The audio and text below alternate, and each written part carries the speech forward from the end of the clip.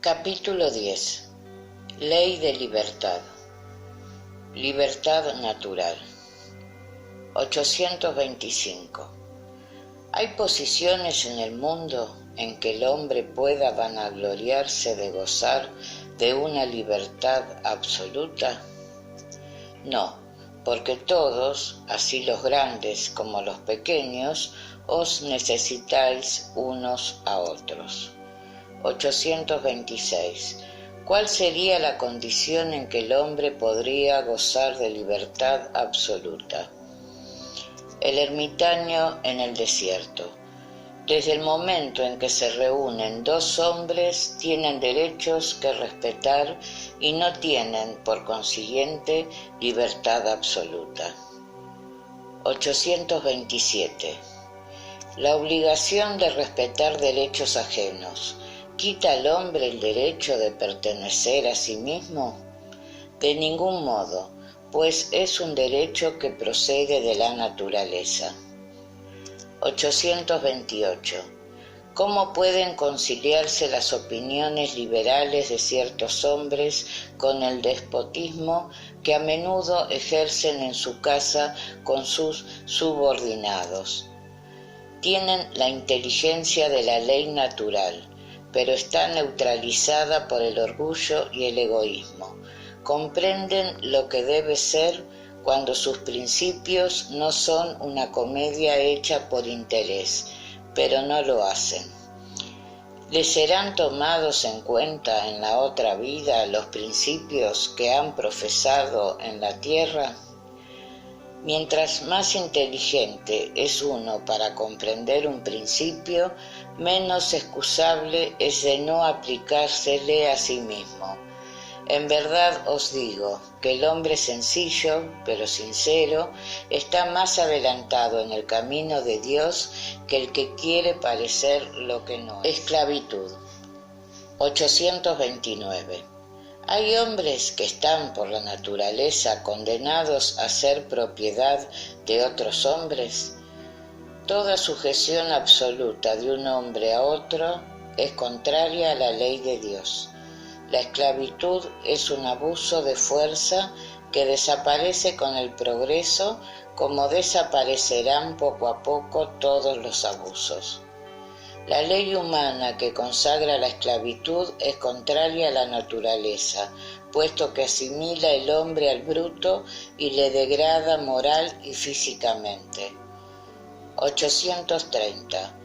Cuando la esclavitud forma parte de las costumbres de un pueblo, los que se aprovechan de ella son responsables, ya que se limitan a conformarse con un uso que les parece natural. El mal siempre es mal, y todos vuestros sofismas no lograrán que una mala acción se trueque en buena, pero la responsabilidad del mal es relativa a los medios que se tienen para comprenderlo. El que saca provecho de la ley de esclavitud es siempre culpable de una violación de la ley natural, pero en esto, como en todo, la culpabilidad es relativa. Habiendo llegado la esclavitud a ser costumbre en algunos pueblos, el hombre ha podido aprovechar de buena fe una cosa que le parecía natural, pero desde que su razón más desarrollada e ilustrada, sobre todo por las luces del cristianismo, le ha hecho ver en el esclavo un igual suyo ante Dios, no tiene disculpa. 831. La natural desigualdad de aptitudes no pone a ciertas razas humanas bajo la dependencia de los más inteligentes. Sí, para ilustrarlas y no para embrutecerlas, más aún con la servidumbre.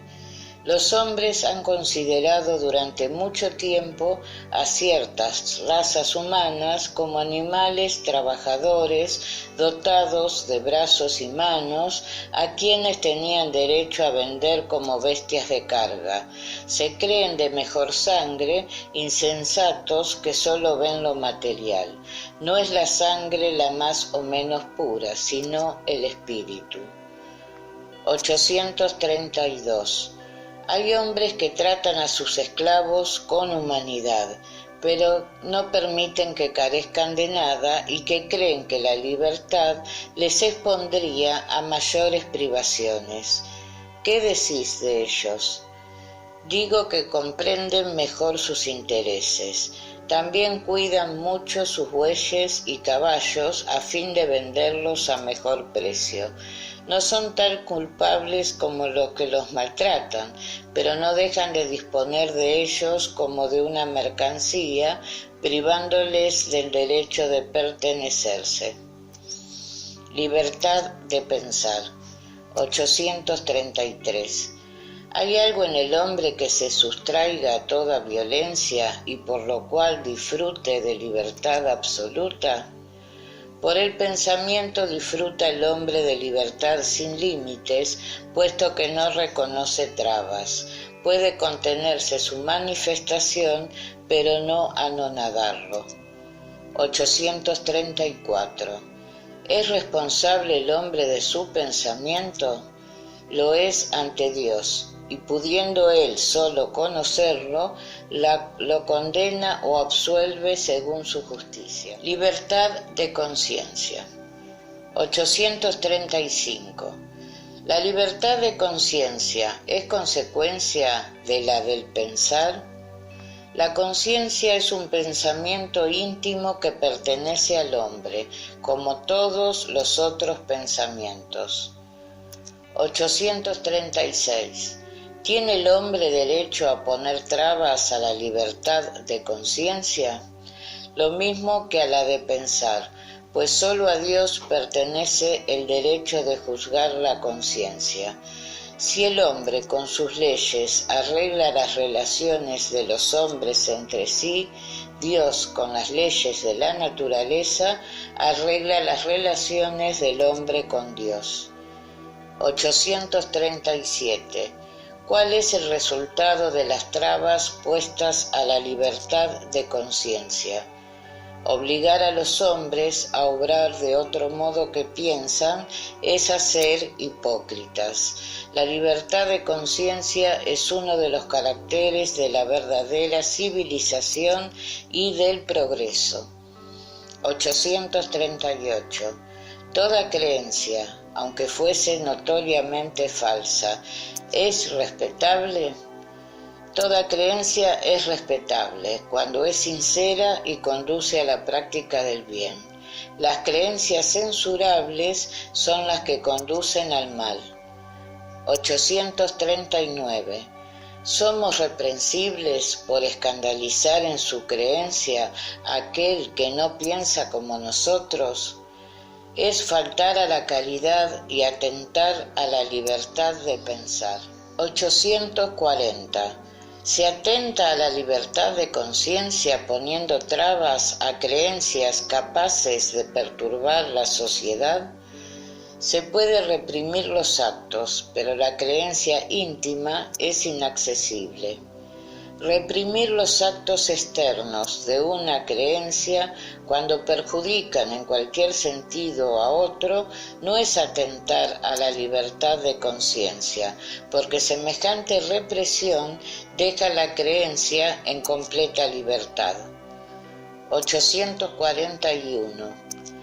¿Se debe, por respeto a la libertad de conciencia, dejar que se propaguen doctrinas perniciosas, o bien se puede, sin atentar a aquella libertad, procurar atraer al camino de la verdad a los que están fuera de él por falsos principios? Ciertamente que se puede y se debe, pero enseñad a ejemplo de Cristo, por medio de la dulzura y de la persuasión, y no de la fuerza, lo cual sería peor que la creencia de aquel a quien se quisiera convencer. Si es permitido imponer algo, es el bien y la fraternidad, pero no creemos que el medio de hacerlos admisibles sea el de obrar con violencia. La convicción no se impone. 842. teniendo todas las doctrinas la pretensión de ser la única expresión de la verdad, ¿en qué señales puede reconocerse la que tiene derecho de presentarse como tal? Será la que haga más hombres de bien y menos hipócritas, es decir, que practiquen la ley de amor y de caridad en su mayor pureza y en su más alta aplicación. En esto conoceréis que una doctrina es buena, porque toda la que produjese la consecuencia de sembrar la desunión y establecer una demarcación entre los hijos de Dios, no puede menos de ser falsa y perniciosa. Libre albedrío. 843. ¿Tiene el hombre libre albedrío de sus actos? Puesto que tiene libertad de pensar, tiene la de obrar. Sin libre albedrío, el hombre sería una máquina. 844. ¿Disfruta el hombre libre albedrío desde su nacimiento? Tiene libertad de obrar desde que tiene voluntad de hacer. En los primeros tiempos de la vida la libertad es casi nula, se desarrolla y cambia de objeto con las facultades. Teniendo el niño pensamientos en relación con las necesidades de su edad, aplica su libre albedrío a las cosas que le son necesarias. 845. Las predisposiciones instintivas que trae el hombre al nacer, ¿no son obstáculos al ejercicio de su libre albedrío? Las predisposiciones instintivas son las que tenía el espíritu antes de su encarnación. Según que sea más o menos adelantado, pueden solicitarle a actos reprensibles, en lo cual será secundado por los espíritus que simpatizan con aquellas disposiciones, pero no existe solicitación irresistible cuando se tiene voluntad de resistir. Recordar que querer es poder. 846. ¿No tiene influencia la organización en los actos de la vida? Y si alguna tiene, ¿no se ejerce a expensas del libre albedrío? El espíritu sufre ciertamente la influencia de la materia, que puede entorpecerle en sus manifestaciones. He aquí por qué, en los mundos menos materiales que la tierra, las facultades se desarrollan con más libertad, pero el instrumento no da la facultad. Por lo demás, deben distinguirse aquí las facultades morales de las intelectuales. Si un hombre tiene el instinto del asesinato, seguramente es su propio espíritu quien lo posee y quien se lo da, pero no sus órganos. El que anonada su pensamiento para no ocuparse más que de la materia, se hace semejante al bruto y peor aún, porque no piensa prevenirse contra el mal, y en esto es en lo que le falta, puesto que obra así voluntariamente. 847. La aberración de las facultades, ¿quita al hombre el libre albedrío? Aquel cuya inteligencia está turbada por una causa cualquiera, no es dueño de su pensamiento y por lo tanto carece de libertad. Esta aberración es a menudo un castigo para el espíritu que, en otra existencia, pudo haber sido vano y orgulloso y hecho mal uso de sus facultades. Puede renacer en el cuerpo de un idiota, como el déspota en el que de un esclavo y el mal rico en el de un pordiosero, pero el espíritu sufre con esta violencia de la cual tiene perfecto conocimiento. Tal es la acción de la materia. 848. La aberración de las facultades intelectuales a consecuencia de la embriaguez ¿excusa los actos reprensibles?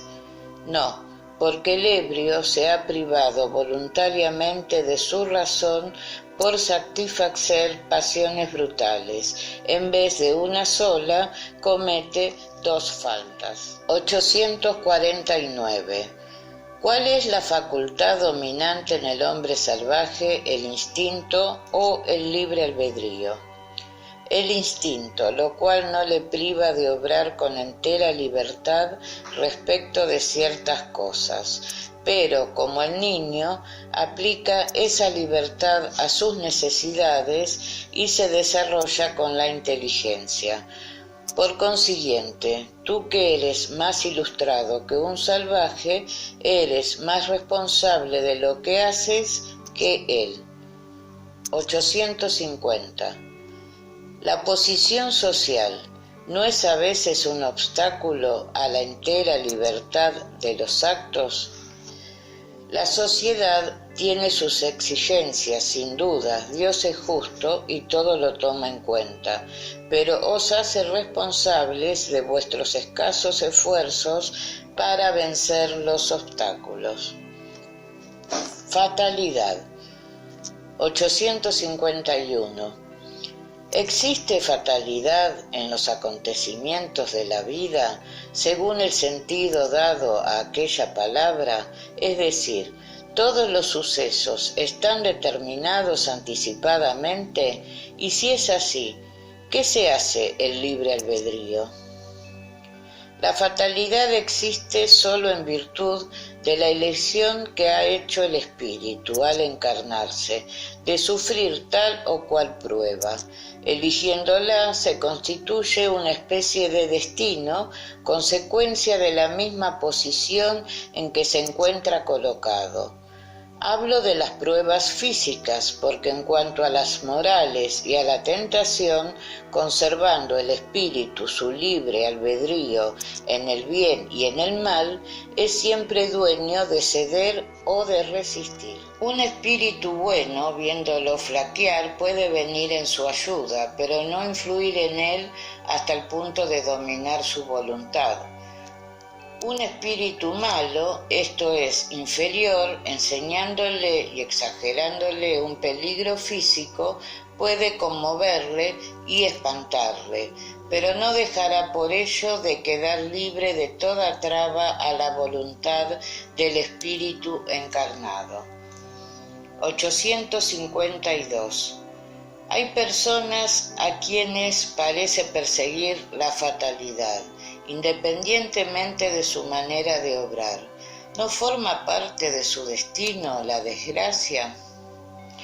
¿Acaso son pruebas que deben sufrir y que han elegido? Pero, os lo repito, vosotros achacáis al destino lo que a menudo no es más que una consecuencia de vuestra propia falta. Cuando te aflijan males, procura que tu conciencia esté pura y estarás medio consolado.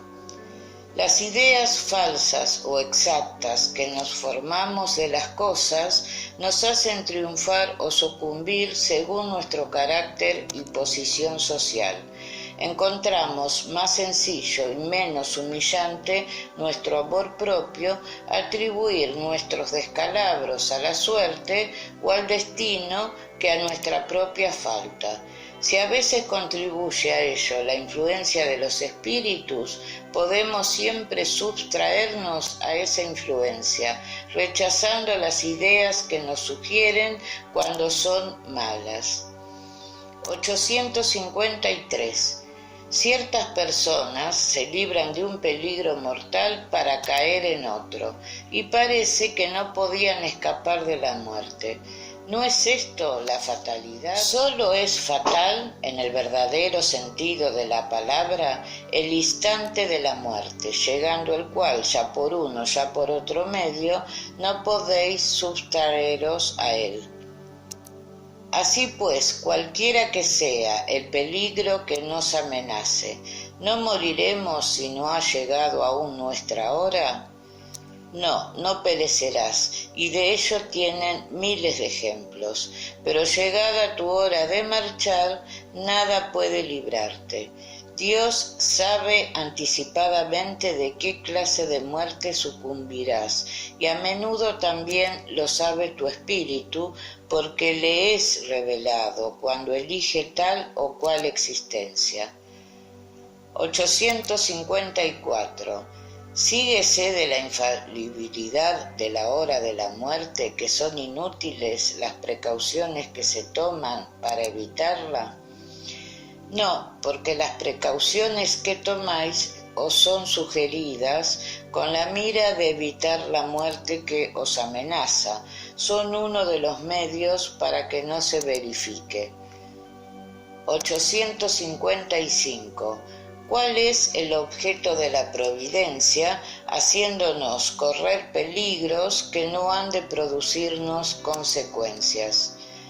El peligro que tu vida ha corrido es una advertencia que tú mismo has deseado con el fin de alejarte del mal y volverte mejor. Cuando te libras de él, estando aún bajo la influencia del peligro que has corrido, piensas más o menos decididamente según la acción más o menos caracterizada de tus espíritus buenos, hacerte mejor de lo que eres. Al sobrevenir los espíritus malos, digo malos sobreentendiendo el mal que aún en ellos existe, ¿te figuras que saldrás igualmente ilesos de otros peligros y dejas que tus pasiones se desenfrenen nuevamente? Por medio de los peligros que corréis, Dios os recuerda vuestra debilidad y la fragilidad de vuestra existencia. Si se examina la causa y naturaleza del peligro, se verá que la mayor parte de las veces sus consecuencias hubieran sido castigo de una falta cometida o de un deber descuidado. De este modo Dios os amonesta a que os reconcentréis en vosotros mismos y os corrigéis. 856. ¿Sabe el espíritu de antemano la clase de muerte de que ha de sucumbir? Sabe que la clase de vida que ha elegido les pone a morir de este modo antes que de aquel otro, pero sabe igualmente las luchas que habrá de sostener para evitarlo y que, si Dios lo permite, no sucumbirá. 857. Hay hombres que desafían los peligros de los combates en la persuasión de que aún no ha llegado su hora. ¿Tiene algún fundamento esa creencia? El hombre tiene con mucha frecuencia presentimiento de su fin, como puede tener el de que no morirá aún. Este presentimiento procede de sus espíritus protectores que quieren avisarle de que esté presto a partir o que fortalecen su ánimo en los momentos en que más lo necesita. Puede proceder también de la intuición que tiene de la existencia que ha elegido o de la misión que ha aceptado y que sabe que ha de cumplir. 858. ¿De dónde procede que los que presienten su muerte la temen generalmente menos que los otros?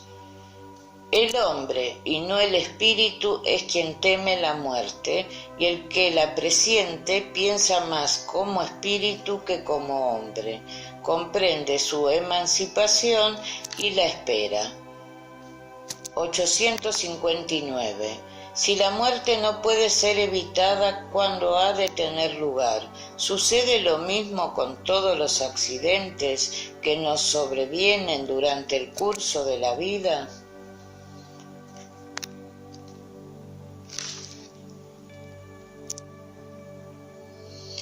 A menudo son cosas bastante pequeñas para que podamos preveniros y evitarlas a veces, dirigiendo vuestro pensamiento porque nos disgusta el sufrimiento material, pero esas cosas importan poco a la vida que habéis elegido. La fatalidad no consiste más que en la hora en que debéis aparecer y desaparecer de la tierra. Existen hechos que forzosamente han de acontecer y que no pueden conjurar la voluntad de los espíritus. Sí, pero tú, en estado de espíritu, los viste y presentiste cuando hiciste tu elección.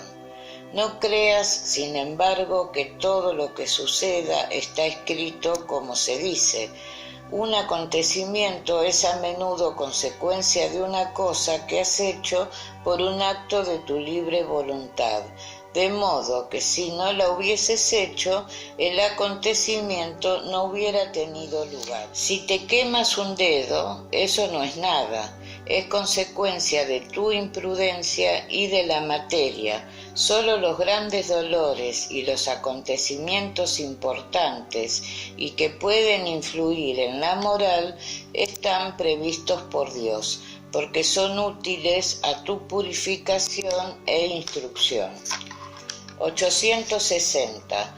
¿Puede el hombre, mediante su voluntad y sus actos, lograr que ciertos acontecimientos que debían tener lugar no lo tengan y viceversa? Lo puede si esa desviación aparente puede entrar en la vida que ha elegido, y además para hacer bien como así debe ser, y como este es el único objeto de la vida, puede impedir el mal, sobre todo aquel que podría contribuir a un mal mayor. 861. El hombre que comete un asesinato, ¿sabe al escoger su existencia que llegará a ser asesino? No, sabe que, eligiendo una vida de lucha, corre el riesgo de matar a uno de sus semejantes, pero ignora si lo hará porque casi siempre delibera antes de cometer el crimen, y aquel que delibera sobre algo es siempre libre de hacerlo o no hacerlo. Si el espíritu supiese de antemano que, como hombre, debe cometer un asesinato, sería porque estaba predestinado para ello. Sabed pues que nadie está predestinado para un crimen y que todo crimen o cualquier otro acto es siempre resultado de la voluntad y del libre albedrío. Por lo demás, vosotros confundís siempre dos cosas muy diferentes: los acontecimientos materiales de la vida y los actos de la vida moral. Si fatalidad existe a veces, es respecto de aquellos acontecimientos materiales cuya causa está fuera de vosotros y que son independientes de vuestra voluntad. En cuanto a los actos de la vida moral, dimanan siempre del hombre, quien tiene siempre, por lo tanto, la libertad de elegir. Respecto de estos actos no existe nunca fatalidad. 862. Hay personas a quienes nada sale bien y a quienes parece que persigue un genio malo en todas sus empresas. ¿No es cierto que se puede llamar fatalidad? Es fatalidad si así quieres llamarlo, pero depende de la elección de la clase de existencia, porque semejantes personas han querido ser probadas por una vida de desengaño, con el fin de ejercitar su paciencia y su resignación.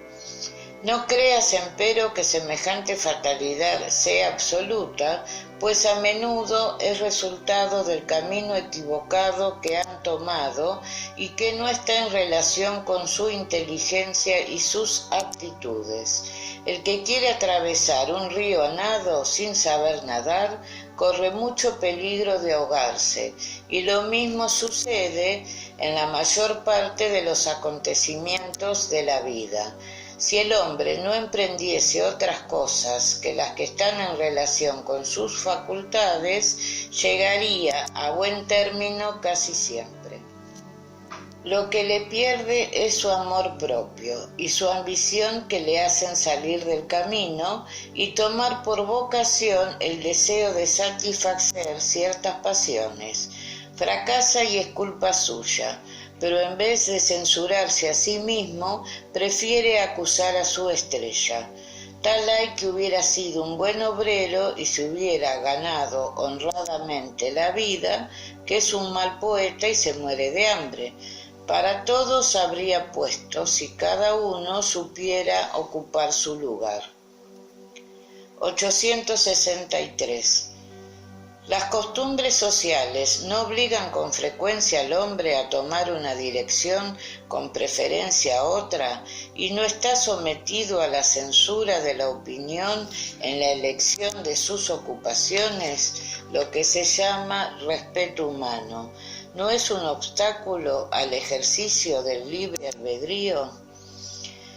Los hombres son los que crean las costumbres sociales y no Dios. Si a ellas se someten, es porque les conviene, lo cual es también un acto de su libre albedrío, puesto que, si lo quisieran, podrían emanciparse. ¿De qué se quejan entonces? No es a las costumbres sociales a las que deben acusar, sino a su vano amor propio que los obliga a que prefieren morirse de hambre a faltar a ellas. Nadie les toma en cuenta ese sacrificio hecho al orgullo, al paso que Dios les tomará el de su vanidad. No quiere esto decir que haya de desafiarse innecesariamente la opinión pública, como lo hacen ciertas personas que son más originales que filósofos. Tan ilógico es exponerse a que le señalen con el dedo o a que le miren como un animal raro, como sabio descender voluntariamente y sin murmurar cuando no se puede permanecer en los escalones superiores de la escala. 864. Si hay personas a quienes se muestra contraria la suerte, hay otras a quienes parece favorable, pues todo les sale bien. ¿De qué depende esto? A menudo sucede así, porque saben arreglarse mejor, pero también puede ser eso una clase de prueba. El triunfo les embriaga, se fían de su destino y con frecuencia pagan más tarde esos mismos triunfos por los crueles reveses que con prudencia hubieran podido evitar. 865. ¿Cómo puede explicarse la suerte que favorece a ciertas personas en circunstancias en que ninguna parte toman la voluntad y la inteligencia? En el juego, por ejemplo. Ciertos espíritus han elegido de antemano cierta clase de placeres. La suerte que les favorece es una tentación. El que gana como hombre pierde como espíritu. Es una prueba para su orgullo y su codicia. 866. La fatalidad que parece precedir a los destinos materiales de nuestra vida es también, pues, efecto de nuestro libre albedrío. Tú mismo has elegido tu prueba. Mientras más ruda sea, la soportes mejor, te elevas más. Los que pasan la vida en la abundancia y la felicidad humana son espíritus cobardes que permanecen estacionarios. Así, el número de los infortunados sobrepuja en mucho al de los felices de este mundo, dado que el mayor número de los espíritus procuran la prueba que les sea más fructífera. Aprecian con harta exactitud la futilidad de vuestras grandezas y goces. Por otra parte, la vida más feliz es siempre agitada, siempre turbada, aunque no fuese más que por la ausencia del dolor. 867. ¿De dónde proviene el dicho nacer con buena estrella? Antigua superstición que relacionaba las estrellas con el destino de cada hombre, alegoría que ciertas personas cometen la majadería de tomar literalmente. Conocimiento del porvenir. 868. ¿Puede ser revelado el porvenir al hombre? En principio el porvenir está oculto para él, y solo en casos raros y excepcionales Dios permite su revelación. 869. ¿Con qué objeto se le oculta el porvenir al hombre? Si el hombre conociese el porvenir, descuidaría la idea y no obraría con la libertad actual, porque le dominaría la idea de que si una cosa ha de suceder, no debe ocuparse de ella, o bien procuraría estorbarla. Dios no ha querido que así fuese, con el fin de que cada uno contribuyese a la realización de las cosas, aun de aquellas a que quisiera oponerse. Así pues, tú preparas con frecuencia y sin sospecharlo los acontecimientos que tendrán lugar durante el curso de tu vida. 870. Puesto que es útil que esté oculto el porvenir, ¿por qué permite Dios su revelación en ciertas ocasiones? Sucede eso cuando semejante conocimiento anticipado debe facilitar en vez de estorbar el cumplimiento de la cosa, induciendo a obrar de modo distinto que no se hubiese obrado sin tener aquel conocimiento. Con frecuencia, además, es una prueba. La perspectiva de un suceso puede sugerir pensamientos más o menos buenos. Si un hombre debe saber, por ejemplo, que recibirá una herencia con la que no contaba, podrá ser solicitado por el sentimiento de codicia, por el placer de aumentar sus goces terrestres, por el deseo de poseer antes, anhelando acaso la muerte de aquel que ha de legarle la fortuna, o bien semejante perspectiva le despertará buenos sentimientos y pensamientos generosos. Si la predicción no se cumple, es otra prueba, la del modo como sobrellevará el desengaño, pero no dejará por eso de tener el mérito o demérito de los pensamientos buenos o malos que la creencia en el acontecimiento le ha sugerido. 871. Puesto que Dios lo sabe todo, ¿sabe igualmente si un hombre sucumbirá o no en una prueba determinada? ¿Cuál es entonces la necesidad de esa prueba? Puesto que respecto de tal hombre, nada puede enseñarle a Dios que ya no sepa. Tanto valdría preguntar por qué Dios no ha creado al hombre perfecto y completo, por qué el hombre pasa por la infancia antes de llegar a ser adulto. El objeto de la prueba no es el de instruir a Dios sobre tal hombre, porque Dios sabe perfectamente lo que vale aquel, sino el de dejarle toda la responsabilidad de su acción, puesto que es libre de ejecutarla o no ejecutarla.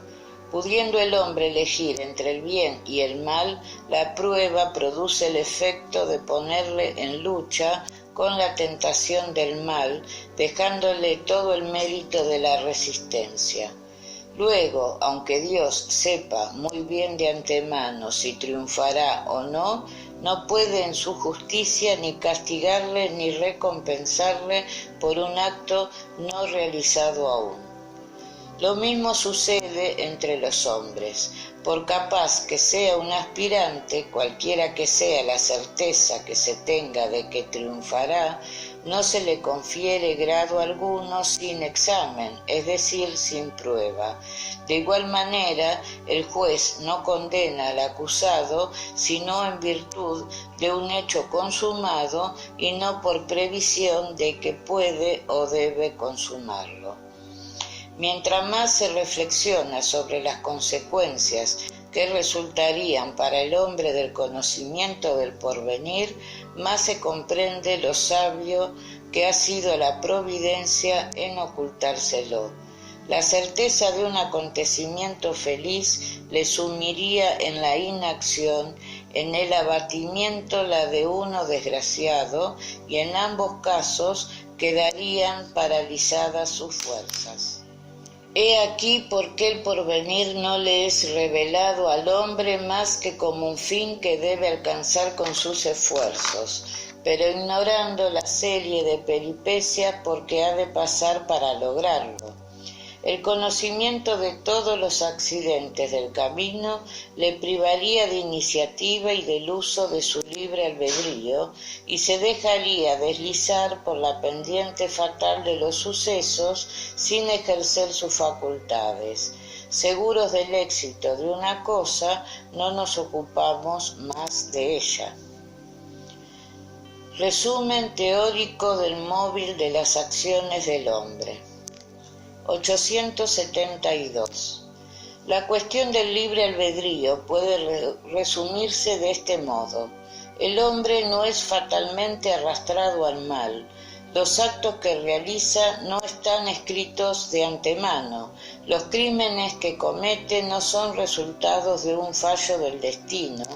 Como prueba y como expiación puede elegir una existencia en la que sentirás las solicitaciones del crimen, ya a consecuencia del medio en que esté colocado, ya en virtud de las circunstancias que sobrevengan, pero siempre es libre de obrar o de no obrar. Así pues, el libre albedrío existe en el estado de espíritu para la elección de la existencia y de las pruebas, y en estado corporal en la facultad de ceder o de resistir a las solicitudes a que voluntariamente nos hemos sometido. A la educación toca combatir esas malas tendencias y lo hará provechosamente cuando esté basada en el estudio profundo de la naturaleza moral del hombre. Mediante el conocimiento de las leyes que rigen esa naturaleza moral, se llegará a modificarla como la inteligencia por medio de la instrucción y el temperamento por medio de la higiene. El espíritu desprendido de la materia y en estado errante elige sus futuras existencias corporales según el grado de perfección a que ha llegado, y en esto, como tenemos dicho, consiste especialmente su libre albedrío. Semejante libertad no queda anulada por la reencarnación si cede a la influencia de la materia. Es porque sucumbe a las pruebas que él mismo ha elegido, y para que le ayuden a dominarlas puede invocar la asistencia de Dios y de los espíritus buenos.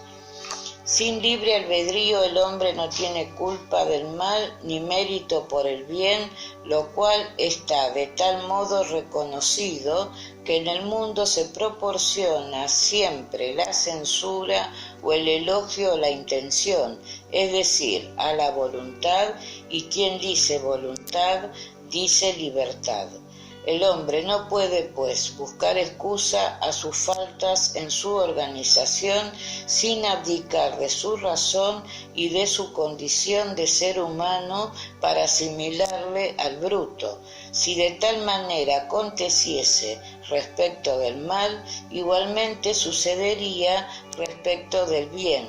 Pero cuando el hombre realiza se da buen cuidado en hacerse un mérito de ello, sin atribuirlo a sus órganos, lo cual prueba que, instintivamente, no renuncia, a pesar de la opinión de algunos sistemáticos, al más bello privilegio de su especie, la libertad de pensar. La fatalidad, tal como vulgarmente se la comprende, supone la decisión anticipada e irrevocable de todos los sucesos de la vida, cualquiera que sea su importancia. Si este fuese el orden de las cosas, el hombre sería una máquina sin voluntad. ¿De qué le serviría su inteligencia, puesto que estaría invariablemente dominado en todos sus actos por la fuerza del destino? Si semejante doctrina fuese verdadera, sería la destrucción de toda libertad moral.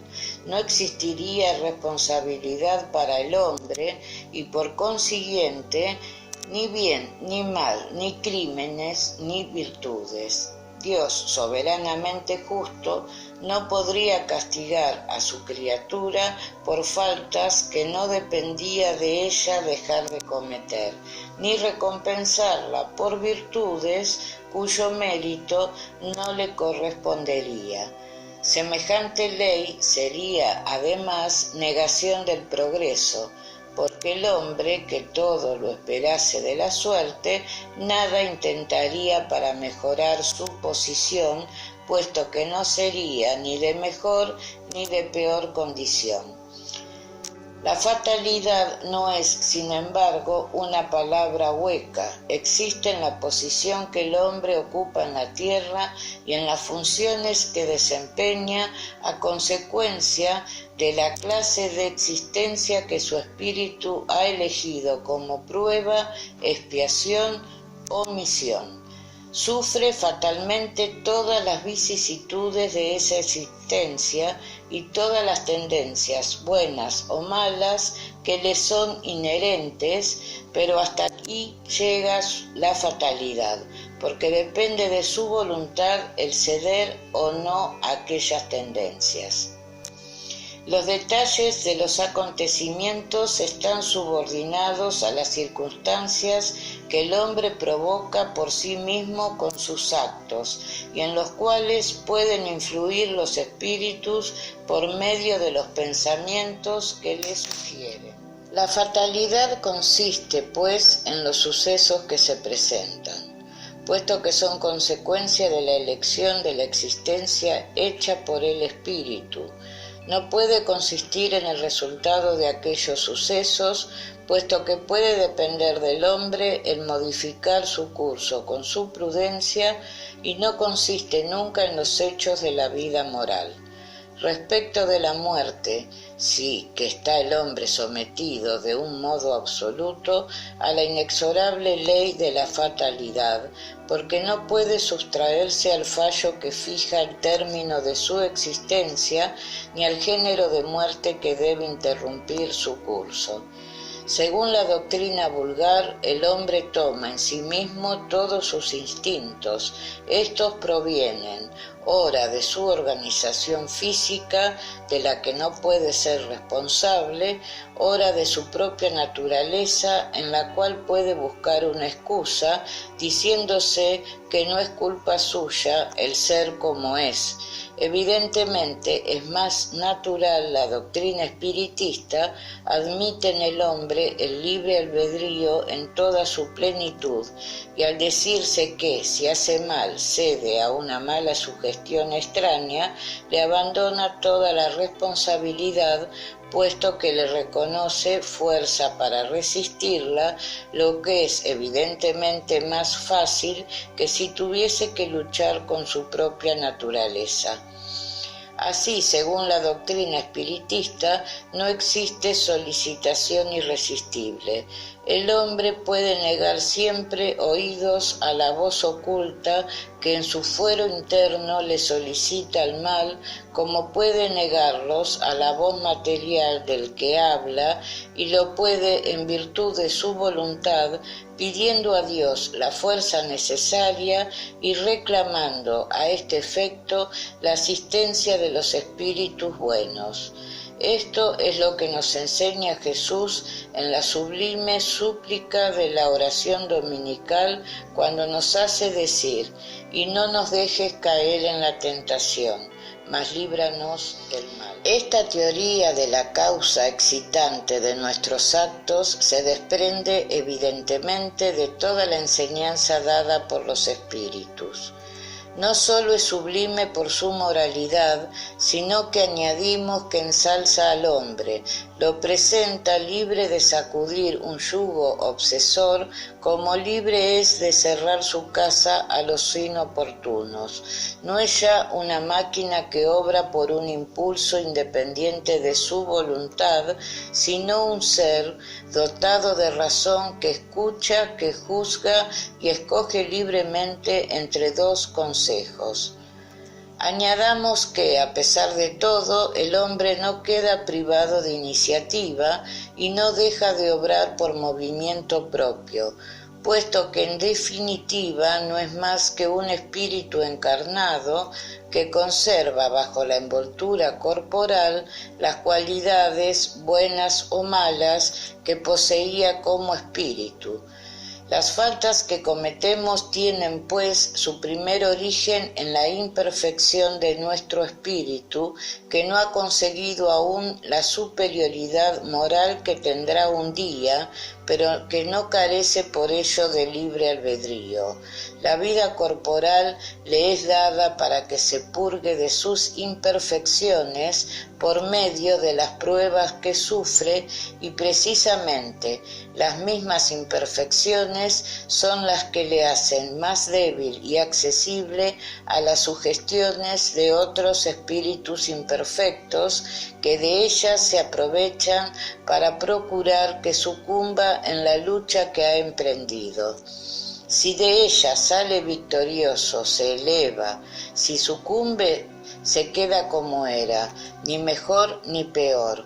Habrá de empezar una nueva prueba, la que puede prolongarse durante mucho tiempo.